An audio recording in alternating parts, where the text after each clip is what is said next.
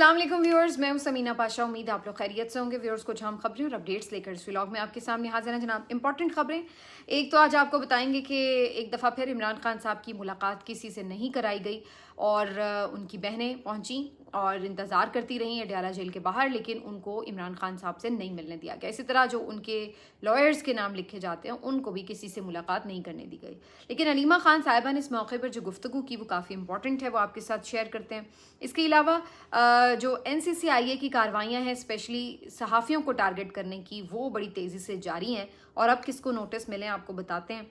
कुछ स्टेटमेंट्स सामने आई हैं, उसके ऊपर भी बात करेंगे। लेकिन सूबे बनाने के अमल के लिए मुख्तलिफ पार्टीज़ जो हैं वो मैदान में आ चुकी हैं और बड़े ज़ोरों शोर से एक पूरी कैंपेन नज़र आ रही है कि सूबे बनाए जाएं। इसके ऊपर तफसीलन चीज़ें आपके सामने रखेंगे। तो काफ़ी कुछ है इस व्लॉग में। आपसे रिक्वेस्ट है कि चैनल को सब्सक्राइब कर लें अगर अभी तक सब्सक्राइब नहीं किया। तो पहले बात कर लेते हैं कि अलीमा खान साहिबा ने क्या गुफ्तगू की है, क्योंकि पाकिस्तान तहरीक इंसाफ कल करने जा रही है एक बहुत ही बड़ा और अहम जलसा पेशावर में, और इसके लिए उन्होंने फुल कैंपेन भी की है। जिस तरह की मोबिलाइजेशन देखी गई है उससे ये अंदाज़ा लगाना मुश्किल नहीं कि यकीनन ये एक बहुत बड़ा जलसा होगा। एक तो ज़ाहिर है यहाँ पे कोई रोक टोक नहीं है, बल्कि उल्टा अपनी हुकूमत है तो उस हिसाब से एक एडवांटेज भी आपको रहता है। और फिर जिस तरह से आप कह लें कि निचली सतह पर जाकर और हर विंग को जाके मोबिलाइज़ किया गया PTI की तरफ से, उससे ये अंदाज़ा हो रहा है कि एक बड़ी तादाद लोगों की निकलेगी। दूसरी तरफ अलीमा खान साहिबा ने जो स्ट्रीट मूवमेंट चलाई है उसकी वजह से भी लोगों में एक नया जज्बा देखने को मिला है और अब बहुत बड़ी तादाद जो है वो कल पहुंचेगी पेशावर जलसे में। और उसके बाद सबका जो एक ही मुतालबा है इस वक्त सुहेल आफरीदी साहब से, वो ये है कि अब आपने कोई लंबा जलसा नहीं खेलना, बल्कि आपने कोई लाहेअमल देना है ऐसा जिससे इमरान खान साहब की रिहाई मुमकिन हो सके। और आज यही सवाल जब अलीमा खान साहिबा के सामने रखा गया तो अलीमा खान साहिबा ने कहा कि PTI ने क्या लाहेअमल देना है ये तो मुझे नहीं पता। उनसे जब ये स्पेसिफिकली पूछा गया कि क्या लॉन्ग मार्च का ऐलान करेंगे कल सुहेल आफरीदी, तो उन्होंने कहा कि ये तो उनको पता होगा लेकिन करना चाहिए। ये उनका जवाब था कि करना चाहिए। और उन्होंने कहा कि बहरहाल हम तो अपनी मूवमेंट के हवाले से आपको बता सकते हैं कि हमारी जो जिद्दोजहद है वो जारी रहेगी। इससे मुझे जो तासुर मिल रहा है वो ये है कि अलीमा खान साहिबा भले PTI को बैक कर रही हैं या उन्हें कह रही हैं कि वो भी अपना हिस्सा डालें, लेकिन शायद वो अब मुकम्मल तौर पे डिपेंडेंट नहीं है कि अगर ये कुछ नहीं करेंगे तो वो भी आराम से बैठी देखती रहेंगी। मेरा अंदाज़ा ये है कि जैसे उन्होंने स्ट्रीट मूवमेंट चलाने का फ़ैसला किया है, ये अगर आगे पाकिस्तान तहरीक इंसाफ कोई बहुत जामे या कोई बहुत बड़ा लाहेअमल नहीं देती तो अलीमा खान साहिबा अपनी जो एक उनकी कोशिश है या अपनी जो उनकी मूवमेंट है उसको वो जारी रखेंगी और ऐन मुमकिन है कि वो फिर दीगर सूबों का भी रुख करें और वहाँ पे भी जाके लोगों को मोबिलाइज करें। इससे उनको दो फ़ायदे हासिल हो रहे हैं। एक तो ये कि जो उनका एक डिसअपॉइंटेड कारकुन है वो दोबारा से मुतहरिक हो रहा है। दूसरा ये कि जो पार्टी क़यादत है उसके ऊपर भी प्रेशर आता है कि भाई जब 70 साल की बहन निकल सकती है तो आप लोगों को क्या तकलीफ़ है, आप लोगों ने तो उनके नाम पर ओहदे मराद भी लिए हुए हैं, तो आप क्यों नहीं कोई कोशिश कर सकते। तो इस तरह अलीमा खान साहिबा अपनी जो कोशिश है वो जारी रखेंगी। और अलीमा खान साहिबा को अगर ये महसूस होता है आगे चल के कि PTI ही इसको पूरे जिस तरह वो चाहती हैं कि दिलो जान से ये तहरीक चलाए, अगर वो चलाती नज़र आती है तो वो बिल्कुल उनको उसी तरह सपोर्ट करती रहेंगी। अब PTI का प्लान क्या है ये तो ज़ाहिर है कल सुहेल आफरीदी बता देंगे, लेकिन जहाँ तक जलसे में तादाद की बात है, मेरा ख्याल है तादाद से ज़्यादा इसमें तो मैंने जैसे पहले कहा कि कोई शक नहीं है कि जलसा बड़ा होगा, लेकिन सवाल इस वक्त ये है कि जलसा तो बड़ा होगा, उसके बाद उसका इम्पैक्ट बड़ा होगा या नहीं। ये दो अलग बातें हैं। बाज़ औक़ात आपका जलसा बहुत बड़ा होता है लेकिन उसका इम्पैक्ट नहीं होता, क्योंकि उसमें जो आप करने जाते हैं उसका मकसद वो हासिल नहीं होता। आप ये तो साबित कर सकते हैं कि लोगों की बड़ी तादाद आपके साथ है, बहुत पुरजोश लोग आपके साथ हैं, आज भी लोग निकलने के लिए तैयार हैं, तो ये आप अपना एक मैसिव नंबर दिखाकर अपने मसल्स शो कर सकते हैं मुखालिफ को जलसे के थ्रू। लेकिन यहाँ से अब जो मामला है ये आगे बढ़ चुका है, क्योंकि अब जो मुखालिफ है वो सिर्फ आपके जलसे के नंबर से मुतासिर नहीं होगा, क्योंकि वहाँ सबको पता है कि जी पेशावर में आप जलसा कर रहे हैं, वहाँ आपकी हुकूमत है, तो अगर बहुत बड़ा नंबर भी आप इकट्ठा कर लेते हैं तो फिर भी लोग यही कहेंगे कि भाई अपनी हुकूमत है वहाँ पे तो आप कर ही लेते हैं, इसमें कौन सी बड़ी बात है। तो इसलिए नंबर मैटर नहीं करेगा यहाँ पे। हाँ मैटर तब करेगा अगर छोटा जलसा हो, अगर नंबर कम हो तो फिर मैटर कर रहा होगा कि अपने सूबे में भी इतने लोग नहीं आप इकट्ठे कर सके। लेकिन अगर बड़ा जलसा आप करते हैं तो ये इतना ज़्यादा इम्पैक्ट नहीं रखेगा, इम्पैक्ट आपका लाहेमल रखेगा कि आप कहते क्या हैं। अगर आपने सिर्फ जज्बाती तकारीर करके चले जाना है तो ये तो आपका जो कारकुन है वो भी कबूल नहीं करेगा और ना इमरान खान साहब की फैमिली कबूल करेगी। लेकिन अगर आप कोई स्ट्रेट अवे लाहेमल देते हैं तो फिर पीटीआई के लिए अलग से चैलेंजेस भी खड़े होंगे तैयार, क्योंकि उन्हें पता है कि अगर वो किसी लॉन्ग मार्च का ऐलान करते हैं तो फिर फौरी तौर पर दूसरी तरफ से उनके ऊपर प्रेशर बढ़ना शुरू हो जाएगा और उसके आप देखेंगे कि आपको अलामात भी नज़र आना शुरू हो जाएंगी। तो बहरहाल इसी का नाम लीडरशिप है और इसी का नाम जिद्दोजहद है। आपको जो फिर कहना है उस पर फिर पूरा भी उतरना है। तो कल का दिन जो है वो काफ़ी अहम हो जाएगा। बाकी अलीमा खान साहिबा तो ये कह रही थी आज भी गुफ्तगू में कि सब लोग तैयार हैं और जहाँ जहाँ वो गई लोगों ने जिस तरह से उन्हें रिसीव किया और जिस तरह से उनका जोश जज्बा देखा, अलीमा खान साहिबा कहती हैं कि उन्होंने ये तासुर गलत साबित कर दिया है कि लोग निकलते नहीं हैं। आपने देखा है कि हर गले ही कस्बे जगह जगह पे लोग जो हैं वो पहुँचे हैं, रुके हैं, उन्होंने रिसीव किया, निकले हैं। इवन मियाँ वाली में उन्होंने कहा हम तो बता के ही नहीं गए थे, वरना तो उन्होंने हमें बहुत दूर ही रोक लेना था, तो हम अचानक पहुँच गए इसलिए हम एंटर हो गए। लेकिन वहाँ पे फिर आपने देखा कि जो सूरत हाल बनी। तो अलीमा खान साहिबा कहती हैं कि ये जो है अब हम करेंगे दोबारा भी, ये चलेगा, आगे बढ़ेगा। और उनका ये कहना था कि हम कल तो वापस हो गए लेकिन ज़रूरी नहीं कि फिर हम दोबारा जाएं तो फिर वापस हों। तो वो अब जी कमिटेड हैं, फुल और डिटरमिन्ड नज़र आ रही हैं। और साथ में उन्होंने कहा कि लोगों में एक फ्रस्ट्रेशन है, ये बात बिल्कुल दुरुस्त है। इस वक्त सोसाइटी में एक फ्रस्ट्रेशन है, नौजवान नस्ल में ख़ास तौर पर फ्रस्ट्रेशन है। और इस वक्त अगर आप देखें तो आपको हर जो मकतबा फ़िक्र है, हर जो तबका है सोसाइटी का, वो आपको अनरेस्ट में नज़र आता है, फ्यूचर के हवाले से अनश्योर नज़र आता है। और उसके साथ साथ आपको वो परेशान नज़र आता है। किसी को भी ऐसा नहीं महसूस होता कि वो सेटिस्फाइड है, हर कोई अब जो है वो तंग है। हालांकि वो लोग भी जो कि शुरू में इस निज़ाम को सपोर्ट करते नज़र आ रहे थे और जो हमेशा पाकिस्तान तहरीक इंसाफ के दौरे हुकूमत को क्रिटिसाइज़ करते रहे हैं, वो लोग भी अब ऐसा लगता है कि कहने पे मजबूर हो गए हैं कि भाई ये जो दौर चल रहा है उससे तो फिर पहले वाला दौर बेहतर नज़र आने लगा है। तो यहाँ तक बात जो है वो आ चुकी है। अलीमा खान यही कह रही थी कि अगर इमरान खान की बात पे जाएं तो उन्होंने तो पहले कह दिया था कि अगर आप आवाम की आवाज़ नहीं सुनेंगे तो फिर यहाँ पर श्रीलंका जैसे सूरत हाल बनेगी, बांग्लादेश जैसी सूरत हाल बनेगी। तो उससे पहले अगर आप एक अच्छा, अब दो चीज़ों में फ़र्क है, ये देखिएगा आप कि जब आप श्रीलंका या बांग्लादेश की बात करते हैं तो वो एक आपको कंपैरेटिवली लीडरलेस क्राउड नज़र आता है कि जहाँ पर लोग फिर बाहर निकले और फिर जो उनके हाथ में आया उन्होंने उसी तरह से तोड़ फोड़ भी की और अपना इश्तियाल भी दिखाया। तो ये जो सूरत हाल है ये ज़्यादा खौफनाक होती है। लेकिन अगर आप एक क्राउड ऐसा निकाल रहे हैं जो कि एक लीडर के साथ है, जिससे आप बातचीत करके निगोशिएट करके लोगों को ठंडा कर सकते हैं, तो वो एक थोड़ी कंट्रोलेबल सूरत हाल होती है। तो अभी तक जो पाकिस्तान में एहतजाज वगैरह होते रहे वो तो सारा लीडर के साथ लोग निकलते रहे। लेकिन अब ऐसा लग रहा है कि अगर लीडरशिप भी किसी जगह पर खामोश हो जाती है मुख्तलिफ मसलहतों की वजह से, तो फिर शायद लोग बेचैन हों और फिर वाकई वो इस तरह की सिचुएशन में ऐसे ही बाहर निकलें, क्योंकि दबाने की हर चीज़ की एक लिमिट होती है ना। मैं भी कहती हूँ, बहुत सारे और लोग भी कहते हैं कि पाकिस्तानी नहीं निकलते, जितना मर्जी इनको दबा लो नहीं निकलते। लेकिन अगैन वही बात है कि जब बिल्कुल इंसान बेबस हो जाता है तो फिर उसका खौफ भी ख़त्म हो जाता है। वो कहता है अब मैंने मरना तो भूख से भी है, तो मैं फिर एक चमाट लगा के फिर ही क्यों ना मरूँ। तो ये बात भी आप याद रखिए कि किसी को इस हद तक, इस नहज तक नहीं ले जाया जा सकता कि जहाँ पर आप उसको ये मजबूर कर दें सोचने पे कि अब मेरे पास और तो कोई हल नहीं है, तो चलो मैं अपना कोई फ़ायदा नहीं कर सकता तो मैं दूसरे का नुकसान तो कर जाऊँ। तो फिर वो वाली लिमिट हो जाती है। बहरहाल अब जैसे मैं बात कर रही हूँ कि अब तो कोई इनसे महफूज नहीं है, तो आज मैं ये खबर देख रही थी कि NCCIA ने सहाफ़ी एजाज़ सैयद को भी नोटिस जारी कर दिया। और इससे पहले अगर मैं पिछले 1-2 हफ्तों की ही बात करूं तो सहाफ़ियों के जो 3 लोग हैं उनको इन्होंने नोटिस जारी किए हैं, जिनमें सबसे पहले इनका निशाना बने सैयद इमरान शफ़क़त, और उसके बाद इन्होंने असद तूर को एक दफ़ा फिर नोटिस भेज दिया। اس کے بعد انہوں نے اب اعزاز سید کو نوٹس بھیج دیا. تو پے در پہ آپ کو نظر آتا ہے کہ ہر ہفتے ہی کوئی نہ کوئی صحافی جو ہے وہ ان کے ٹارگٹ لسٹ پر ہوتا ہے. اس کے علاوہ جو صحافیوں کے خلاف کارروائیاں ہیں وہ علیحدہ ہیں. جیسے اسلام آباد سے صحافی ہیں ہمارے رضی طاہر, بڑے عرصہ وہ ان کی یعنی قید میں رہے ہیں اور اس کے بعد وہ باہر نکلے ہیں, تو اب چند دنوں کے بعد دوبارہ ان کو پکڑ لیا گیا اور فی الحال تو ان کے ویئر اباؤٹس بھی نہیں پتہ کہ انہیں رکھا کہاں گیا, نہ کسی عدالت میں انہیں پیش کیا گیا. اسی طرح ایکٹیوسٹ ہیں اور صحافی رہے ہیں احمد فرحاد, وہ 1 مہینہ تقریباً ہو چلا ہے کہ ان کو کسی عدالت میں پیش نہیں کیا گیا. خبر یہی ان کے بارے میں آتی ہے کہ وہ کسی جیل میں ہے کشمیر میں, لیکن ان کو کہیں پیش نہیں کیا گیا.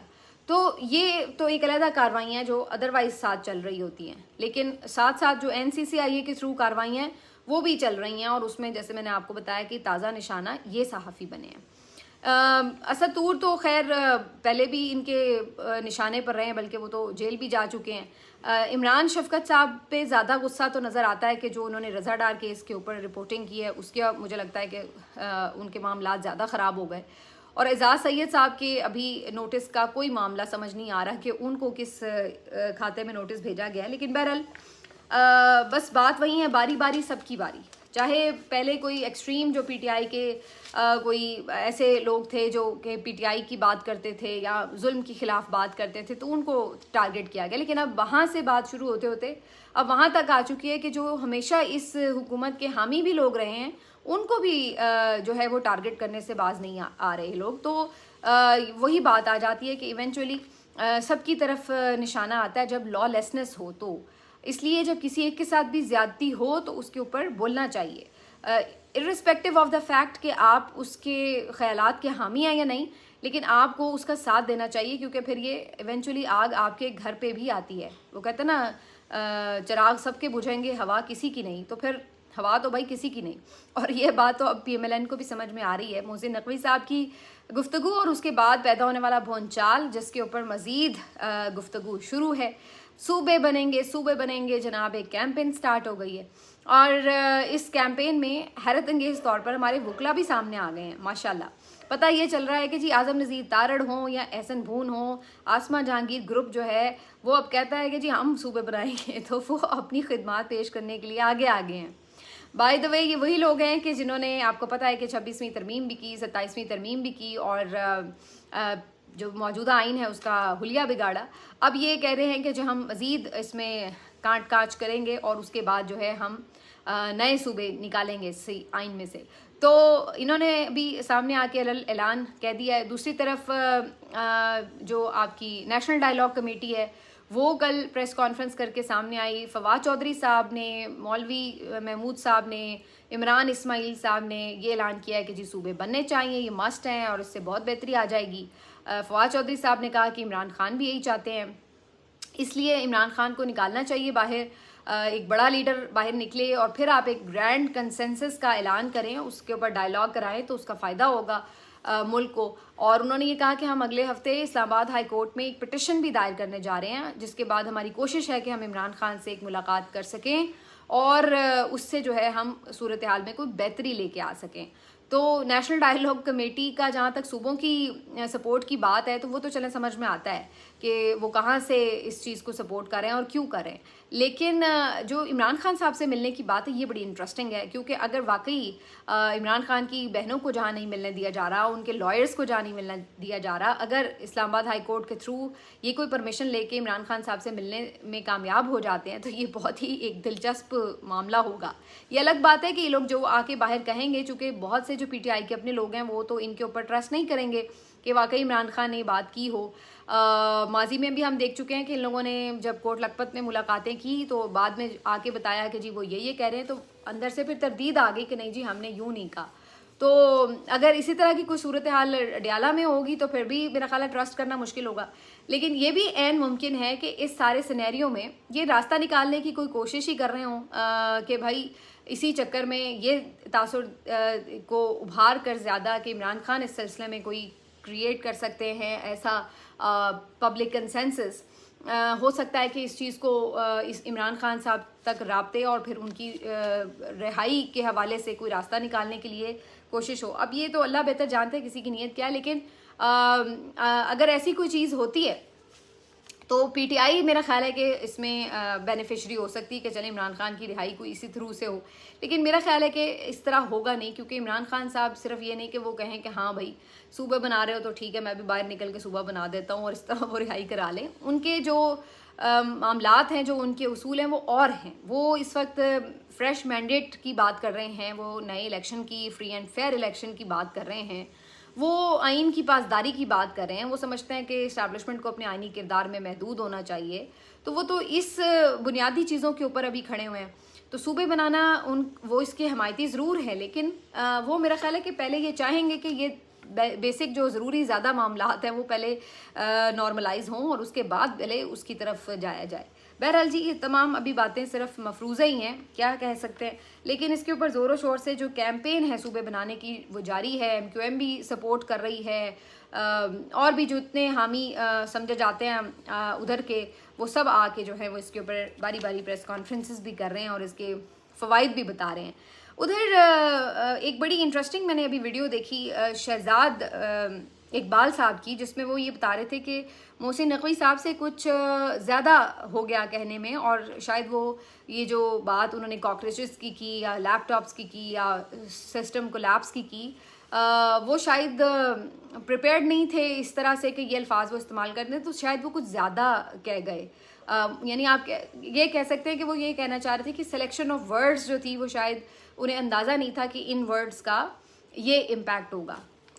شہزاد اقبال صاحب بہت کریڈیبل جرنلسٹ ہیں، ان کا اپنا ایک پوائنٹ آف ویو ہے اور اپنے ظاہر ان کے ریلائبل سورسز بھی ہو سکتے ہیں، لیکن مجھے نہیں لگتا ہے کہ اس پیمانے پر آپ بات کریں اور آپ اس کو مس کیلکولیٹ کر کے کر رہے ہوں. اور دوسری بات یہ کہ وہ کافی پریپیئرڈ قسم کی ان کی پریزنٹیشن تھی، جس میں باقاعدہ لکھے ہوئے پوائنٹس بھی تھے اور سوچ سمجھ کے بڑے آرام سے محسن نقوی صاحب بات کر رہے تھے. تو بہرحال انٹرسٹنگ ہے، لیکن جو بھی ہے اس نے پی ایم ایل این کو مزید ایکسپوز ہی کیا ہے، کیونکہ پی ایم ایل این مزید اپنی ویکنس دکھانے میں ہمیں صرف کامیاب نظر آئی ہے، کیونکہ یہ پتہ چلا ہے کہ بھائی ان کے پلے تو کچھ بھی نہیں ہے. اس کے بعد یہ خبر ملی ہے کہ جی شہباز شریف صاحب جو ہے انہوں نے ایک آڈٹ کرنے کا کہا ہے کہ جی ساری منسٹریز کی ایویلویشن کر کے رپورٹ سامنے لائی جائے. بھائی سوال یہ کہ ایسی ایویلویشن رپورٹ تو آپ تب منگوائیں جب آپ کے پاس کوئی اتھارٹی ہو کہ آپ اس کے جو ذمہ داران ہیں ان کو کہیں کچھ کٹہرے میں کھڑا کر سکیں. اب مطلب ہے کہ اگر آپ کی رپورٹ میں یہ آ جاتا ہے کہ علیم خان صاحب نے کچھ پرفارم نہیں کیا تو آپ کیا انہیں وزارت سے نکال سکیں گے؟ اگر آپ کی رپورٹ میں آ جاتا ہے کہ محسن نقوی صاحب نے سارا بیڑا غرق کر دیا ہے تو کیا آپ ان کو وزارت سے ہٹانے کی استعداد رکھتے ہیں؟ اگر آپ کی رپورٹ میں آ جاتا ہے کہ مصطفیٰ کمال نے کچھ نہیں کیا تو کیا آپ اتحادی کو ناراض کریں گے، مصطفیٰ کمال کو ہٹائیں گے؟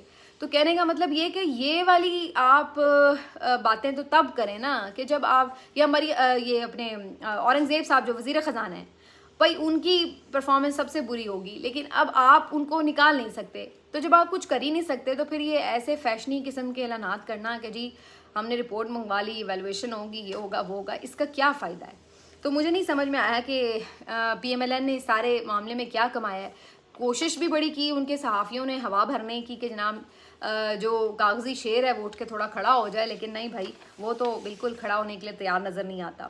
بلکہ میں دیکھ رہی تھی کہ صرف پیپلز پارٹی کی حد تک وہ جواب بہت دے رہے ہیں، بہت سب ان کو کھلا کے جواب دے رہے ہیں، لیکن محسن نقوی کی طرف نہیں آتے. اب یہ جو بات کر رہی ہوں میں، پیپلز پارٹی نے جو کہا کہ جی الٹی گنتی شروع ہو جائے گی، تو اس کے اوپر سینیٹر عفنان اللہ کی میں گفتگو سن رہی تھی، وہ کہنے لگے کہ جی ہمیں کسی الٹی سیدھی گنتی سے فرق نہیں پڑتا. تو میں سوچنے لگی کہ بات تو ٹھیک ہے بھائی، الٹی گنتی ہو یا سیدھی گنتی ہو پی ایم ایل این کو کیا فرق پڑتا ہے؟ مطلب یہ تو وہ جماعت ہے، ہم نے 8 فروری 2024 کے الیکشن میں دیکھا کہ جناب اگر آپ ان کو 10 ووٹ دے کے آتے ہیں تو یہ آگے 0 لگا لیتے ہیں، اگر ان کو آپ 11 ووٹ دے کے آتے ہیں تو یہ 2 0 لگا کے 1100 کر لیتے ہیں، اگر آپ 3 لکھے ہوتے ہیں ووٹ تو وہ اس کو 8 بنا لیتے ہیں، اگر آپ ان کو 17 نشستیں دیتے ہیں تو یہ 170 کر لیتے ہیں. تو بھائی ان کی گنتی بہت خراب ہے، اور ان کی گنتی اس حد تک خراب ہے کہ اس خراب گنتی نے ملک کا نظام خراب کر کے رکھ دیا ہے. تو بات تو ان کی ٹھیک ہے کہ جناب ہمیں گنتی سے فرق نہیں پڑتا، بالکل جناب، آپ کو گنتی سے کوئی فرق نہیں پڑتا، لیکن آپ کو بنتی سے فرق ضرور پڑتا ہے، کیونکہ آپ آج کل صرف ترلے منت پروگرام سے ہی آگے چل رہے ہیں۔ تو دیکھتے ہیں جی یہ سارا سیٹ اپ آگے کیسے بڑھ رہا ہے، کس طرح بڑھے گا، کب تک بڑھے گا، لیکن اتنا کمزور وزیر اعظم ایک مذاق ہے اتنے بڑے ملک کے ساتھ۔ ملتے ہیں آپ سے اگلے ویلاگ میں، اپنا خیال رکھیے، اللہ حافظ۔